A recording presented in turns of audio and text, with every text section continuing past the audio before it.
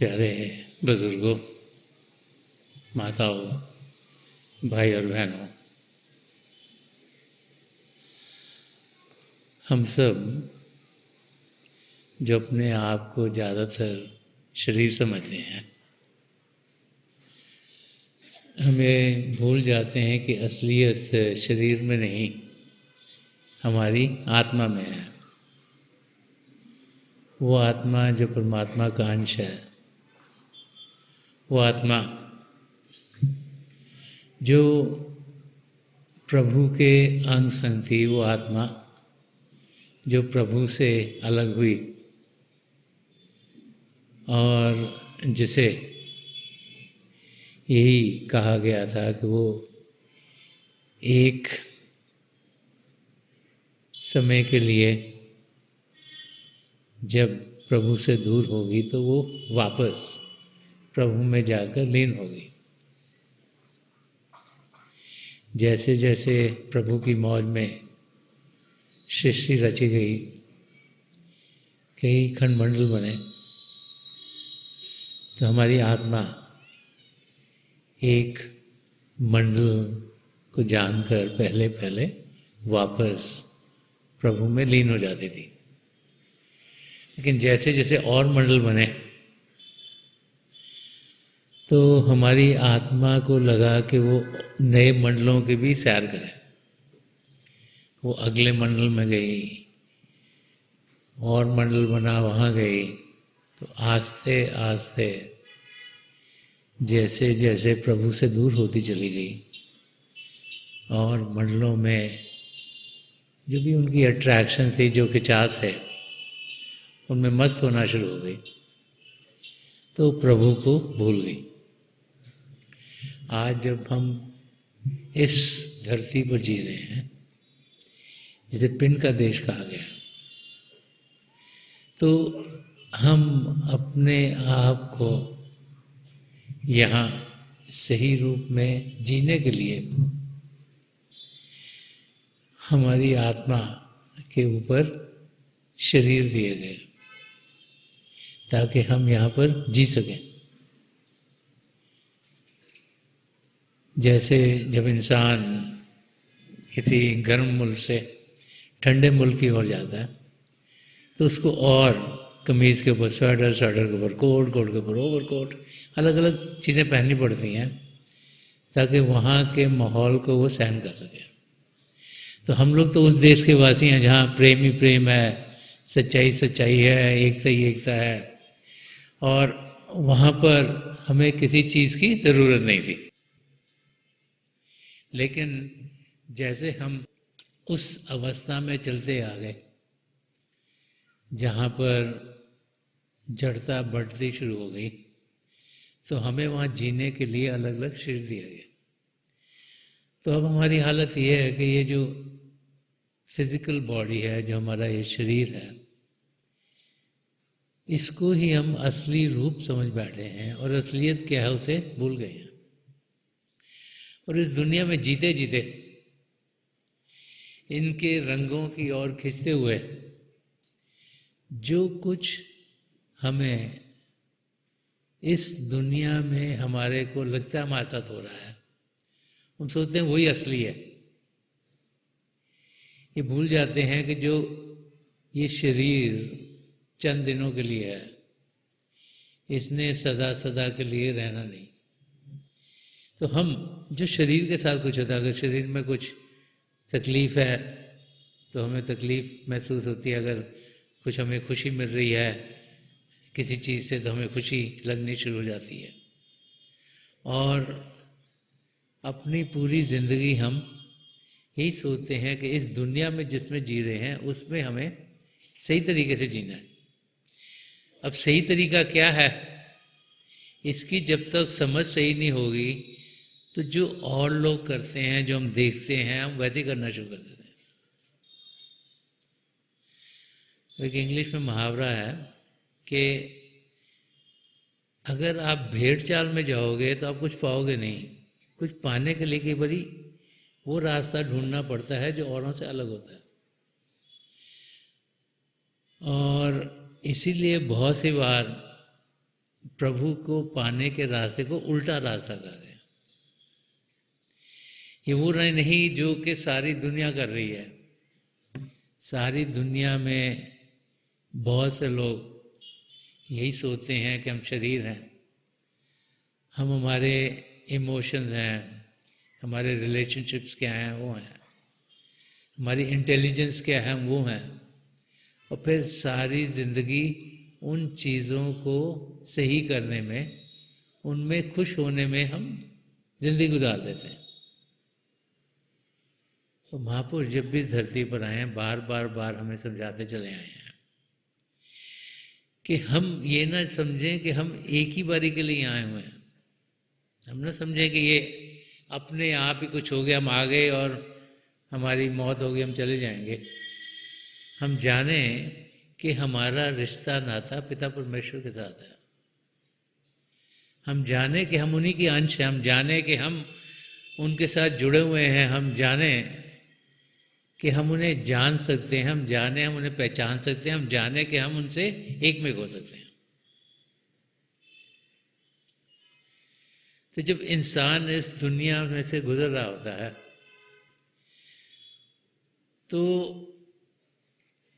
छोटी सी उम्र में बच्चों के ऊपर कोई रिस्पॉन्सिबिलिटी नहीं होती, तो लगता है कि बच्चे बड़े खुशी से ज़िंदगी गुजार रहे हैं। छोटा सा बच्चा है, जब भी वो कुछ पुकारता है, चाहे रोता है, चाहे कुछ आवाज़ें मारता है, तो उसे मदद मिल जाती है, उसके माँ बाप आगे भाग जाते हैं।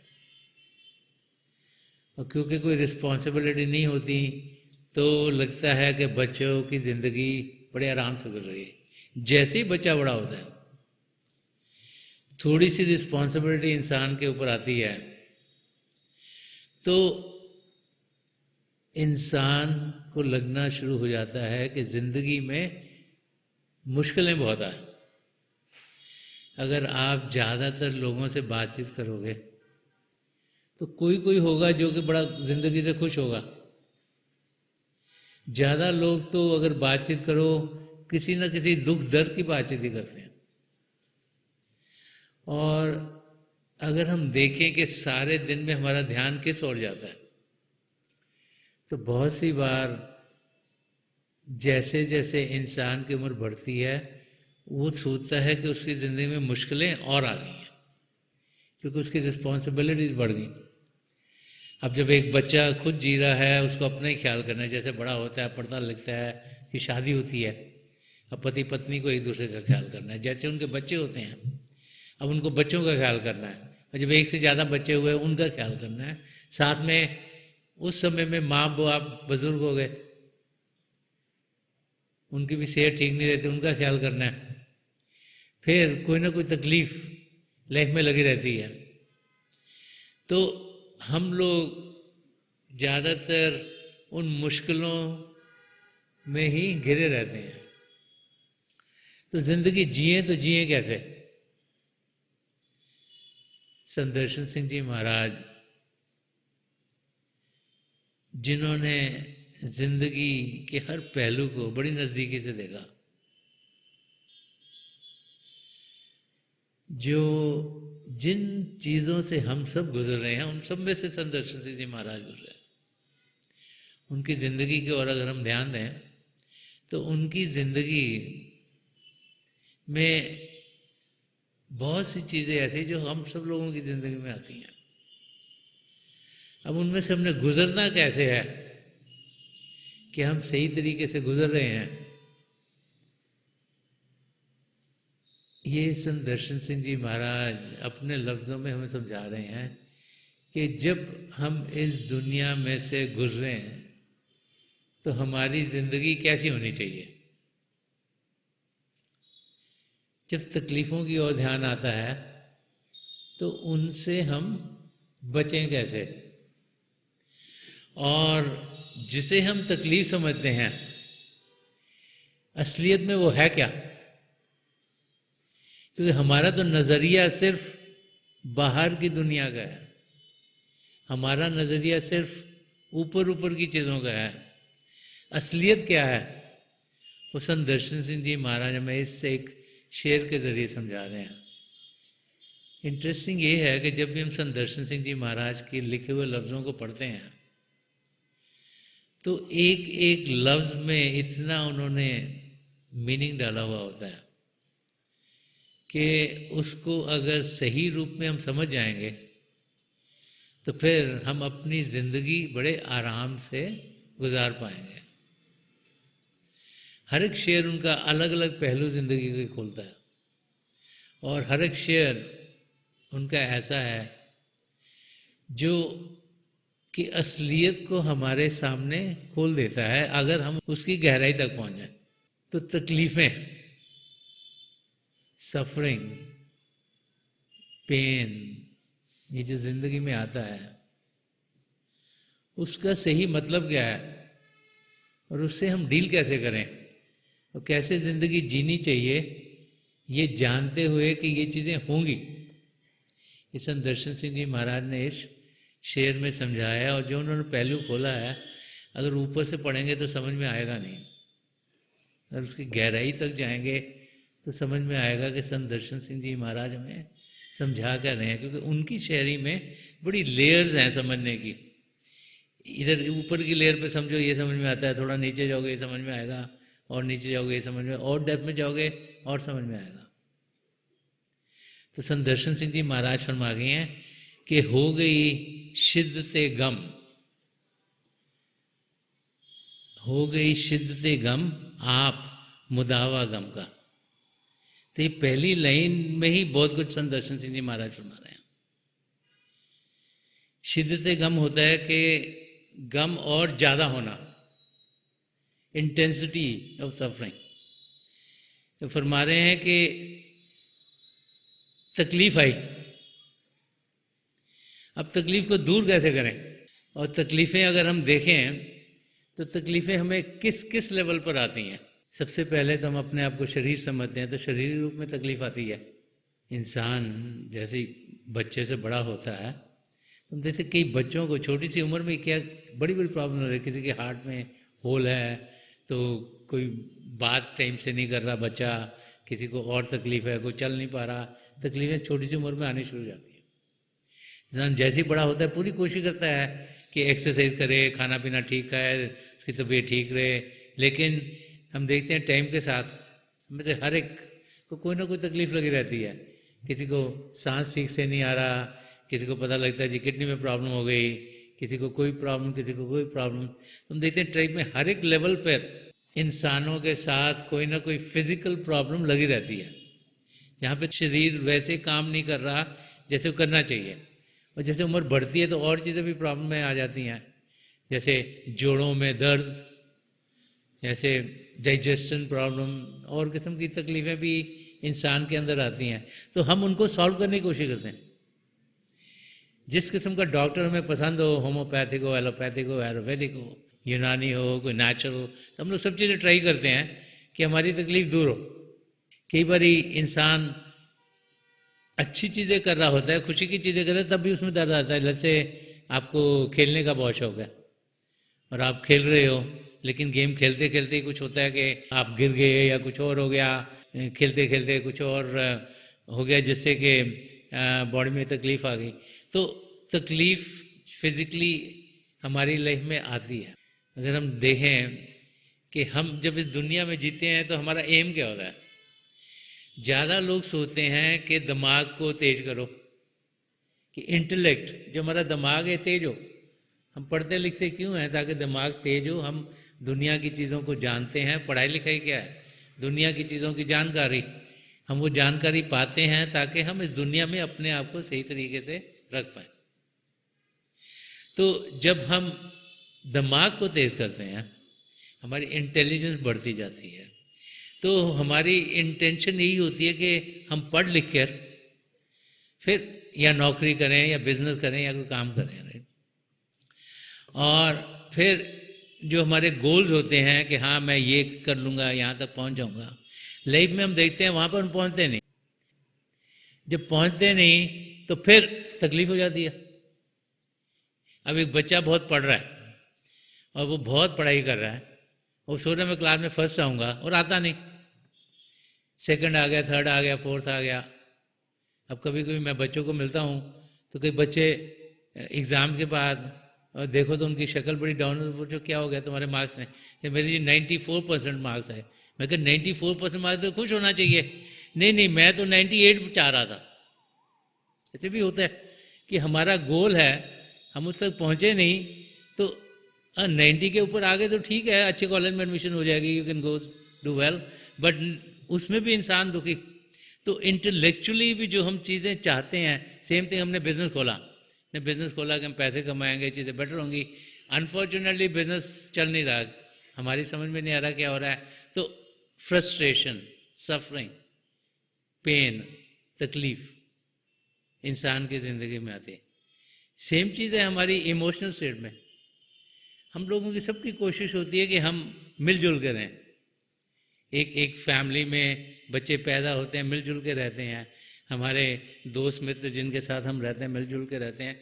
और जो लोग अब 50, 60, 70, 80, 100 साल के होने वाले हैं, वो पुराने ज़माने को याद करते हैं जब फैमिलीज इकट्ठी रहा करती थी, जब 2-4 भाई इकट्ठे रहते थे, उनके बच्चों की शादी होगी वो भी इकट्ठे रहते थे। अब टाइम्स बदल गए हैं, तो वो जो रिलेशनशिप्स थे जिनको कि हम चाहते हैं कि ठीक हो, टाइम के साथ उनमें दरार आ जाता है।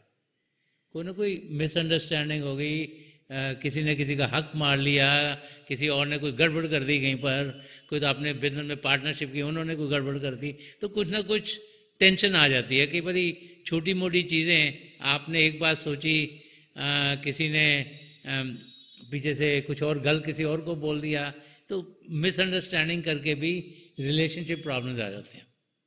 बड़ी बार आजकल क्योंकि हम ऐसी दुनिया में जी रहे हैं जहाँ अलग अलग किस्म के लोग हर एक बड़ी बड़ी सिटी में रहते हैं, तो जब हम काम पर जाते हैं तो हम उन लोगों से डील करते हैं जिनकी बैकग्राउंड हमसे अलग होती है, तो उनके बोलने का तरीका, उनके एक्सप्रेस करने का तरीका, उनको समझाने का तरीका, वो सब अलग है, तो उसमें भी टेंशन हो जाती है।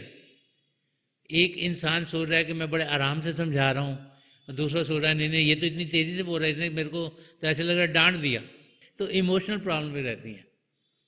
और सबसे जो डीप में प्रॉब्लम है वो है रूहानी, आध्यात्मिक प्रॉब्लम, स्पिरिचुअल पेन।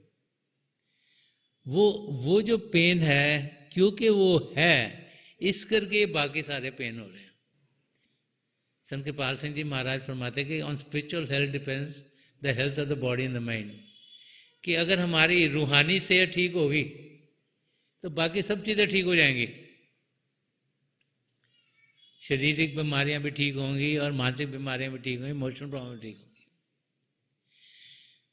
क्योंकि हमारी रूहानी स्टेट ठीक नहीं, ठीक क्यों नहीं है? क्योंकि हम प्रभु से अलग हैं। जहाँ से हमें खुशी मिलनी है, जहाँ से आनंद मिलना है, उस ओर हमारा ध्यान है नहीं, और ध्यान हमारा उस ओर है जहाँ से हमारे टेम्पररी चीज़ें मिलती हैं। तो इस करके हमारे अंदर वो रूहानी दर्द है। तो दर्द हमारी ज़िंदगी में तरह तरह के तरीके से आता है, शारीरिक रूप से, मानसिक रूप से, इमोशनल स्टेट्स, रूहानी तरीके से। तो संत दर्शन सिंह जी महाराज फरमा रहे हैं कि जब तकलीफ आए, अब जब तकलीफ आती है तो इंसान तो कोशिश करता है ना उसको सॉल्व करूं मैं, तो उसको सॉल्व कैसे करें? तो फरमा रहे हो गई शिद्दत गम आप मुदावा गम का। मुदावा होता है सोल्यूशन, उपाय क्या है?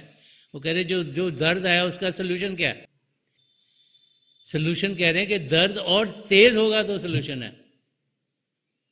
अब ऊपर समझो तो ये क्या हुआ कि आगे तकलीफ में है, वो कह रहे तकलीफ और बढ़ेगी आपकी, तब आपका जाके आपको आराम आएगा। तो ऊपर से सोचो तो समझ में आएगा नहीं आपको कि ये कैसे हो सकता है। लेकिन अगर आप ध्यान से सोचो कि संत दर्शन सिंह महाराज में क्या समझा रहे हैं, वो हमें समझा रहे हैं कि तकलीफ हमारी ज़िंदगी में क्यों है, ये तो पहले हमें समझना चाहिए। अगर हम यही सोचते रहे या शरीर में तकलीफ आ गई है, या मन में आ गई है, या इंटेलिजेंस में आ गई है, इमोशनली आ गई, ये सब बाहर की चीज़ें हैं। ये जैसे हम स्वप्न जी रहे हैं वो है। जागृति जब होती है तब समझ में आता है कि तकलीफ ज़िंदगी में इसलिए है कि हम प्रभु से दूर हैं। तकलीफ इसलिए है कि जहाँ हम जुड़ रहे हैं वो सब टेम्परेरी चीज़ें हैं, वो सदा सदा के लिए नहीं है। तकलीफ इसलिए है कि जो हमें सही मायनों में चाहिए वो हमारी समझ में नहीं आ रहा, और हम जो नई चीज़ें हमको मददगार हैं उस और ही अपना समय बर्बाद कर रहे हैं। तो संत दर्शन सिंह जी महाराज समझा रहे हैं कि जब हमें रियलाइजेशन होगी, जब हम सही मायने में समझेंगे कि असल में हम कौन है, तभी जाके हमें सल्यूशन मिलेगा कि प्रॉब्लम को सॉल्व कैसे करें। अगर अपने आप को शरीर ही समझते रहे, मन ही समझते रहे, इमोशन समझते रहे, दिमाग समझते रहे, तो हम फिर कभी रियल सोल्यूशन तक पहुंचेंगे ही नहीं। तो वो रियलाइजेशन कि हम एक आत्मा हैं, वो रियलाइजेशन कि हम परमात्मा का अंश हैं, वो रियलाइजेशन कि हम प्रभु से दूर हो गए, वो रियलाइजेशन कि हमें प्रभु को याद करना है, उनके नज़दीकी पाना है, जब तक वो नहीं होगी तब तक हम अपनी मंजिल तक नहीं पहुंच सकते।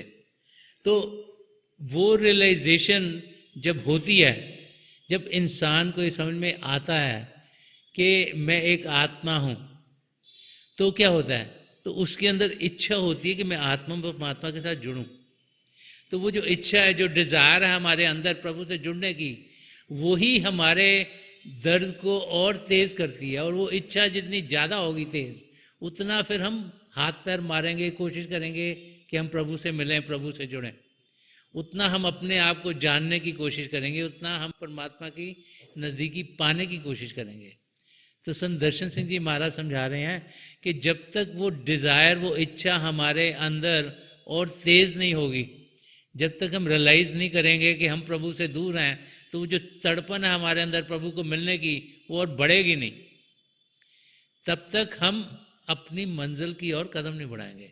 लेकिन जब हमें मालूम हो जाए कि खुशियाँ हमें प्रभु की नज़दीकी से मिलेंगी, कि हम तो उनके अंश हैं, हमने उनके साथ जाकर जुड़ना है, उनसे मिलना है, जब हमें ये एक्सपीरियंस हो, जब ये अनुभव होता है, तब जाकर फिर हम कोशिश करते हैं कि हम अपनी मंजिल की ओर कदम बढ़ाएं। तो संत दर्शन सिंह जी महाराज समझा रहे हैं कि हो गई शिद्दते गम आप मुदावा गम का, कि जब भी इंसान ये रियलाइज़ कर लेता है कि मैं एक आत्मा हूँ, और रियलाइज़ करता है मैं प्रभु से दूर हूँ, तो उसके अंदर फिर एक कशिश पैदा होती है कि मैं प्रभु की नज़दीकी पाऊँ। और जब उसके अंदर ये एक डिज़ायर, एक कशिश पैदा हो प्रभु पाने की, तो फिर वो प्रभु की ओर कदम बढ़ाने शुरू कर देगा। और जब वो कदम बढ़ाएगा प्रभु की ओर, तो फिर प्रभु की नज़दीकी हम सबको मिलेगी। ये बार बार बार महापुरुष हमें समझा गए हैं कि हम में से हर एक पिता परमेश्वर को जान सकता है, पहचान सकता है, उनके अंग संग हो सकता है। हर एक इंसान के रूप में जब आत्मा आती है, तो उसको वो सब कुछ दिया गया है जो उसे चाहिए। पहले तो अपने आप को सही रूप में जानने के लिए, फिर पिता परमेश्वर को पाने के लिए। तो हम में से हर एक, चाहे हम अमीर हों, चाहे गरीब हों, चाहे पढ़े लिखे हों, चाहे ना हमने कुछ पढ़ा हुआ हो, चाहे एक देश में रहते हैं, चाहे दूसरे देश में रहते हैं, चाहे एक रिलीजन को फॉलो करते हैं, चाहे दूसरे रिलीजन को फॉलो करते हैं, हम में से हर एक पिता परमेश्वर को जान सकता है, पहचान सकता है। क्योंकि हम सब में यहाँ दो आँखों के बीच में ये, जैसे शिव नेत्र कहा गया, 10वां द्वार कहा गया, नुक्ता सफेदा कहा गया, सीट ऑफ द सोल कहा गया, सिंगल या थर्ड आई कहा गया, ये दी गई है। और जब हम अपना ध्यान यहाँ एकाग्र करते हैं, तो फिर हम अंदर के मंडलों से होते हुए पिता परमेश्वर की नज़दीकी पाते हैं। तो संत दर्शन सिंह जी महाराज में समझा रहे हैं कि जब तक हमारे अंदर वो इच्छा पैदा नहीं होगी पिता परमेश्वर को जानने की, जब तक कि जो हमारी दूरी प्रभु से हो गई है वो हमें समझ में नहीं आएगी, तब तक हमारे अंदर एक जज्बा नहीं होगा प्रभु को पाने का। तो वो कब होगा, जबकि वो दर्द जो है उनसे दूर होने का वो ज़्यादा लगेगा, और ज़्यादा लगेगा, और ज़्यादा लगेगा। और हम सब उस जागृति में कैसे आते हैं, जब कोई पूर्ण महापुरुष हमें अपनी तवज्जो देता है। जब हम सत्संग में आते हैं तो क्या होता है कि हमें असलियत के बारे में भारी ज्ञान दिया जाता है कि हम शरीर नहीं, हम एक आत्मा हैं, बार बार बार जब हम सुनते हैं तो हमारे को समझ में आना शुरू होता है। फिर हमें समझाया जाता है कि हम अपने आप का अनुभव कर सकते हैं। फिर भजन अभ्यास के लिए हम बैठते हैं। फिर जिसको लगे कि अब तो मुझे जाना है प्रभु को मिलने के लिए, वो फिर नाम की देन के लिए आता है इंसान। उस समय हमारे सदगुरु की तवज्जो मिलती है और ये शिव नेत्र 10वां द्वार हमारा खुलता है। फिर हमें समझाया जाता है कि हम अभ्यास करें, मन को शांत करें, शरीर को शांत करने के बाद मन को शांत करें और अंदर की दुनिया में बढ़ें। तो अंदर में हमें उनकी मदद मिलती है ताकि हम अंदर की दुनिया में बढ़ पाएँ, क्योंकि उनका नूरी स्वरूप हमारे साथ टिका रहता है। तो संत दर्शन सिंह जी महाराज ने अपने सदगुरु को और पिता परमेश्वर को दोस्त कह के पुकारा। तो अगली लाइन में वो समझा रहे हैं कि ये इंसान को टाइम के साथ रियलाइज होता है कि जो दुख दर्द आ रहा है हमारी जिंदगी में, ये हमारे कर्मों के लिहाज से आ रहा है कि हमारी आत्मा को प्रभु से बिछड़े लाखों करोड़ों साल हो गए। जब जब हम मानव चोले में आए तब तक हमने सोचा, हमने बोल की, हमने कार्य किए, इसके लिए हमारे कर्म बने हुए हैं। अब कुछ अच्छे कर्म होंगे, कुछ बुरे कर्म होंगे, तो अच्छे कर्मों का फल इस दुनिया में ऐसा मिलेगा जिसमें लगेगा दुनिया में हम बेहतर कर रहे हैं, और जो उनको हम सोचते हैं बुरे कर्म करते हैं उनके लिए हमें लगेगा कि हमें तकलीफ़ों में से जाना पड़ रहा है। लेकिन कर्म बने क्यों हैं? क्योंकि आत्मा परमात्मा से दूर है। अगर एक ही बारी आगे वापस चली गई होती तो कहीं नीचे आने की लोड़ ही नहीं थी। लेकिन वो जैसे होता है ना कि अब हम भारतवर्ष में बैठे हैं तो लगता है हाँ जी सिंगापुर की सैर करें, दुबई में हुआ है, वहाँ से हो जाता है तो लगता है हाँ यूरोप में जाना चाहिए, हाँ यूरोप में चले जाते हैं। अच्छा यूरोप में हो गया, लगता नहीं अमेरिका कनाडा में हो गया है, हाँ वहाँ से हो गए। और आजकल तो बहुत से लोग साउथ अमेरिका जाने शुरू हो गए क्योंकि वहाँ नहीं जाते थे लोग। और कई लोग कहते हैं अफ्रीका देखे हैं वहाँ क्या हो रहा है। तो इंसान का दिल भरता नहीं है, वो एक जगह देख के आता है, उसको लगता है वो और भी जगह चलो मैं वहाँ पे जाऊँ, वहाँ पे जाऊँ। तो वही हालत हमारी हुई है। हमने वापस जाना था प्रभु से लीन होने के लिए, लेकिन हमने कहा चलो ये भी देख लें, ये भी देख लें, तो वहाँ गए तो वहाँ पे फंस गए और प्रभु को आस्ते आस्ते भूल गए। लेकिन कर्म हमारे साथ जुड़े हुए हैं, तो उन कर्मों करके हम तकलीफ़ों में से गुजरते हैं। जब इंसान को ये समझ में आता है तब उनको रियलाइज़ होता है कि मेरा तो कनेक्शन था पिता परमेश्वर के साथ। उससे पहले तो समझ में भी नहीं आता कि हमारा कनेक्शन भी है प्रभु के साथ। और जब हमें ये अनुभव हो जाता है कि हम तो पिता परमेश्वर की अंश हैं, तो ज़रूर कोशिश इंसान करता है मैं प्रभु में जाके मिलूं, उनसे जुड़ूं, उनकी नज़दीकी पाऊं, ताकि मैं सदा सदा के सुख चैन की ज़िंदगी जीऊं। हम इस धरती पर प्रभु को पाने के लिए, हम खुशियां पाने के लिए आए, लेकिन अपने आप को शरीर समझते हम दुखों की दुनिया में जाना शुरू हो जाते हैं। तो संत दर्शन सिंह जी महाराज फरमा रहे हैं कि जो हमें दुख लग रहे हैं ये हमारी जिंदगी में कर्मों करके आए हैं। अब ये दुख तो आए, इनसे डील तो करना है ना हमको। अगर डील नहीं करेंगे तो फिर जिएंगे कैसे? तो डील कैसे करना है वो अगली लाइन में समझा रहे हैं। फरमा रहे हैं कि आंख में अश्क ना होंठों पे फुगा है ए दोस्त। फुगा का मतलब था फरियाद, प्रेयर। तो संत दर्शन सिंह जी महाराज कर रहे हैं ए दोस्त अपने सदगुरु या पिता परमेश्वर की ओर इशारा कर रहे हैं कि हो गई शिद्दत गम आप मुदावा गम का। कि वो कह रहे हैं कि जो मेरे को गम लगा हुआ है वो तो जब बढ़ेगा तब मेरे में अंदर से फिर एक इच्छा उत्पन्न होगी कि इसको मैं दूर करूं। जब तो छोटा सा गम है फिर तो बंदा केयर नहीं करता है, छोटा सा ये ठीक हो गया। जब बढ़ता है तो सोचते हैं हाँ डॉक्टर पास जाएं जी, सोल्यूशन निकालें इसकी, ताकि हम इस दुख दर्द से दूर हों। तो कह रहे हैं कि हो गई शिद्दत गम आप मुदावा गम का, आंख में अश्क। वो कह रहे हैं कि चाहे जितनी मर्जी तकलीफ बढ़ रही है आंखों में आंसू नहीं चाहिए। ये नहीं कि रो पिट रहे हैं सबके सामने जी मेरा ये हो गया जी, मेरा बिजनेस नहीं चल रहा, मुझे घर में लड़ाई हो गई है, कुछ और प्रॉब्लम पड़ गई है, कुछ ये हो गया, कुछ तकलीफ जा नहीं रही है, टर्मिनल इलनेस मेरी जिंदगी है, और सबको इसको बोल रहे हैं इसको बोल रहे हैं। नहीं, वो कह रहे हैं आंख में अश्क ना होंठों पे फुगा है। वो कह रहे हैं ना तो मेरी आंखों में कोई आंसू आ रहे हैं और ना ही होठों पे कोई प्रेयर है प्रभु को, क्योंकि इंसान प्रार्थना क्यों करता है परमात्मा को? हम सोचते हैं कि हमें तकलीफ हो गई, हम प्रार्थना करते हैं कि हे प्रभु हम आपका दरवाज़ा खटखटा रहे हैं, आप खोलो दरवाज़ा, शायद आप बहुत बिजी हो, आपको पता नहीं लग रहा कि हम तकलीफ में हैं। तो ये जो लाइन है ये ना, ये हाईएस्ट स्टेज है रूहानियत के रास्ते पर, क्योंकि ये लाइन हमको क्या समझा रही है कि प्रभु को हमको कोई फरियाद करने की ज़रूरत नहीं है, हमको प्रार्थना करने की कोई ज़रूरत नहीं है। क्यों? क्योंकि पिता परमेश्वर तो सब जानते हैं हमारे साथ क्या हो रहा है, कि उनको तो मालूम है हम आए कहाँ से हैं, हम हैं कहाँ, हमने जाना कहाँ। तो ये जो लाइन लिखी हुई है ये एक शिष्य की ज़िंदगी में सबसे हाईएस्ट स्टेज है कि आँख में अश्क ना, होंठों पे फुगा है दोस्त, कि ये रियलाइज़ करना कि तकलीफ़ जितनी मर्जी बढ़ जाए, लेकिन ये नहीं कि उसको हम जज्ब ना कर पाएँ, ये नहीं कि वो हमसे बाहर आए, ये नहीं कि उसका हम औरों से बातचीत करें, कोई आँख से आंसू निकलें, और ये भी नहीं कि हम फिर प्रार्थना करनी शुरू कर देते हैं कि मेरा कल एग्ज़ाम है जी, मैं पास हो जाऊँ, या हमारी शादी नहीं हो रही मेरी शादी हो जाए, इनकी शादी हो, उनके बच्चे नहीं हो रहे उनके बच्चे हो जाए। तो वो कह रहे हैं कि कोई प्रार्थना करने की कोई ज़रूरत ही नहीं है। क्यों?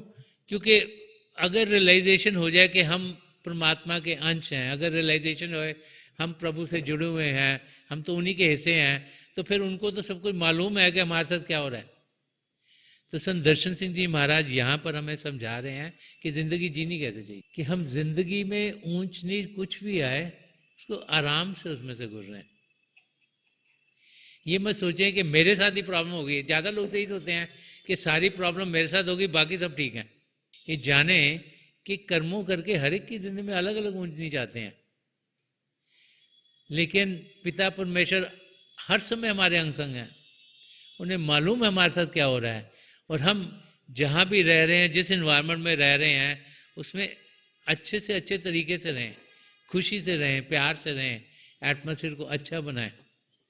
और संत दर्शन सिंह जी महाराज ये समझा रहे हैं कि जब हम अंदर की दुनिया में बढ़ेंगे तभी जाके हमें पिता परमेश्वर की नज़दीकी मिलेगी, और जब हमें नज़दीकी मिलेगी तब हमें समझ में आएगा कि वो हमारे साथ हैं हर समय, कि प्रभु कहीं दूर नहीं, हमारे भीतर हैं।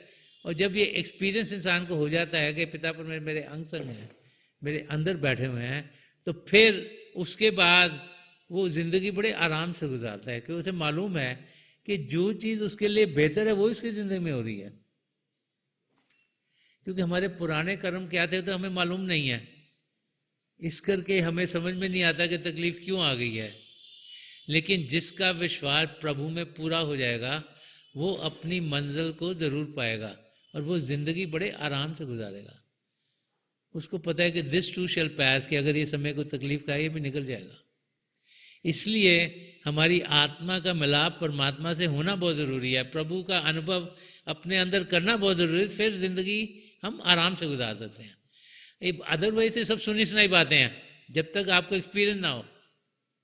इसीलिए संत कृपाल सिंह जी महाराज फरमाते कि सीइंग इज अबव ऑल, कि अंदर में देखना, अंदर में प्रभु की ज्योति के साथ जुड़ना, अंदर में प्रभु की ध्वनि को सुनना, अंदर में शब्द के साथ जुड़ना, वो सबसे ज़रूरी है। क्यों? वो आपने खुद किया है, वो अनुभव आपको हुआ है, वो आपने किसी किताब में पढ़ा नहीं, वो किसी और ने बताया नहीं आपको, वो आपको अनुभव खुद हुआ है। इसीलिए वो अनुभव को पाने के लिए हमको अभ्यास तो करना पड़ेगा ना।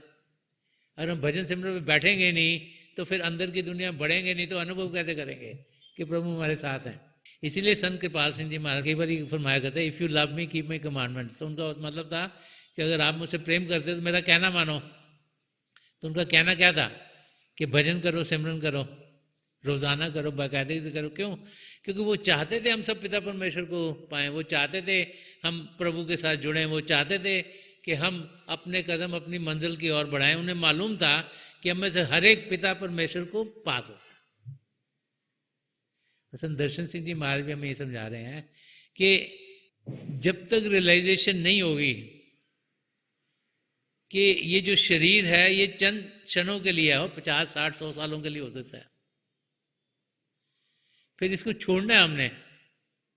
जब तो ये समझ में नहीं आएगी कि असली रूप शारीरिक नहीं आत्मिक है, तब तक प्रभु की नजदीकी की ओर ध्यान नहीं जाएगा। जब तक अपने आप को शरीर ही समझते रहेंगे फिर तो दुनिया की चीजों में ही ध्यान जाएगा, क्योंकि इंद्रियों के जरिए ही ध्यान बाहर की दुनिया में जा रहा है। तो अपने आप को सही रूप में जानना तभी होगा जबकि अंदर की दुनिया में बढ़ेंगे, जब असलियत क्या उसकी जानकारी पाएंगे, और वो हम सब पा सकते हैं। इसलिए जब हम भजन अभ्यास करते हैं तो अंदर में प्रभु की ज्योत के दर्शन करते हैं, तो फिर हमें तसल्ली होती है कि हाँ, किसी ने कोई टॉर्च तो मारी नहीं हमारी आंखों में, कि अंदर ही कुछ है। और हमें ये भी समझाया गया कि हम जब भी प्रभु की ज्योत के दर्शन कर बैठे हम सिमरन करें, ताकि हमें अंदर में धोखा ना मिले, क्योंकि धोखा अंदर भी हो सकता है। जो निचले 3 मंडल हैं पिंड अंड और ब्रह्मांड के, ये काल के दायरे में है, उधर धोखा हो सकता है। ये काल का देश है, उसके ऊपर दयाल देश है, वहाँ धोखा नहीं हो सकता, इन तीनों में धोखा हो सकता है। सो हमें उस एरिया में से भी गुजरना है, तो हमें वो जाप दिया गया है ताकि हम प्रभु के नाम का जाप करें। जब हम प्रभु के नामों का जाप करते हैं तो फिर एक जैसे हमारे आसपास, हमारी आत्मा के आसपास एक बड़ी सी वॉल सी बन जाती है कि कोई बाहर की चीज़ आके हमें तकलीफ ना दे पाए। तो इसीलिए सिमरन करना बहुत ज़रूरी है जब हम अभ्यास कर रहे होते हैं, ताकि कोई ऐसी ताकत ना हो जो कि हमें किसी और तरफ ले जाए। और जब हम सिमरन करेंगे तो कोई भी ताकत जो सचखंड तक नहीं जाती हमें डिस्टर्ब नहीं कर सकती। ये बार बार बार हमें समझाया गया। तो जब हम अभ्यास करते हैं, सिमरन करना बड़ा ज़रूरी है जब प्रभु की ज्योत के दर्शन के लिए बैठते हैं। और जब हम अंदर की दुनिया में बढ़ते हैं और हम प्रभु की ज्योति और प्रभु की श्रुति के साथ जुड़ते हैं, तो हम देखते हैं कि अंदर से हमें कितना सुकून मिलता है, कितनी शांति मिलती है। क्योंकि पिता परमेश्वर तो अंदर में है, हर समय है, वो तो बाहर भी हैं, अंदर भी हैं, सब जगह हैं। लेकिन जब उनका अनुभव हम करते हैं तब जाके यकीन होता है कि प्रभु हमारे साथ हैं। और जिसको वो यकीन हो गया वो फिर ज़िंदगी आराम से गुजारता है। फिर कोई भी तकलीफ आए तो उसको तकलीफ नहीं लगती, उसको पता है मेरे कर्म कट रहे हैं, और जब तक कटेंगे नहीं तब तक मैं 84 लाख जिया जी उनसे छुटकारा नहीं पा सकता। तो हर एक जितनी मर्जी तकलीफ आए इंसान उसमें से गुजर जाता है। और संत दर्शन सिंह जी महाराज यही समझा रहे हैं कि तकलीफ जब तेज होगी तभी जाके हमें ये एक्सपीरियंस होगा कि हम उसका सल्यूशन निकालें। और जब हम आत्मिक रूप में अपने आप को प्रभु से अलग पाते हैं तभी जाके हमारे कदम प्रभु की ओर बढ़ने शुरू हो जाते हैं। तो अगर इस वर्स को हम ध्यान से समझने की कोशिश करें तो कई चीज़ें संत दर्शन सिंह जी महाराज ने हमें इसमें क्लियर की हैं। सबसे पहली तो ये कि हम एक आत्मा है, शरीर नहीं। जब तक वो क्लियर ना हो तब तक हमारा कुछ हो ही नहीं सकता। तब तक हम जिस कारण के लिए यहाँ भेजे गए हैं इस धरती पर वो पूरा ही नहीं हो सकता। फिर ये भी समझाया है कि बाहर की चीज़ों में अगर कोई तकलीफ आती है तो घबराना नहीं है, डरना नहीं है। क्यों? क्योंकि पिता परमेश्वर आपके अंग संग है, वो आपके अंग संग है, तो आपको कुछ भी तकलीफ नहीं हो सकती, चाहे शारीरिक हो चाहे मानसिक हो, चाहे कोई भी तकलीफ हो, आपको तकलीफ नहीं, आपको कुछ भी खराबी कर सकती। वो जानना है कि पहले कर्म है जो कट रहे हैं, हमारे जो कर्म आत्मा के साथ जुड़े हैं वो कट रहे हैं। और फिर ये भी जानना जरूरी है कि प्रभु की नज़दीकी, वो सुख चैन का जो एटमॉस्फेयर, उसको पाने के लिए हमें अभ्यास करना है, बाकायदगी से करना है, रोज़ाना करना है, ताकि हम प्रभु की नज़दीकी पाएँ, उनके साथ जुड़ें। हम सब उनके साथ जुड़ सकते हैं, उनको जान सकते हैं, उनको पहचान सकते हैं।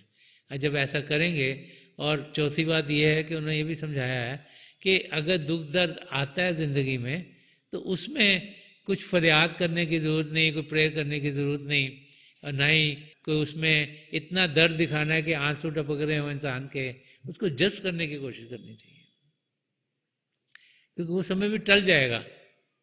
और जब वो टल जाएगा तो फिर आप देखेंगे कि वो कैसे आपकी ज़िंदगी और बेहतर बेहतर बेहतर होती चल जाएगी।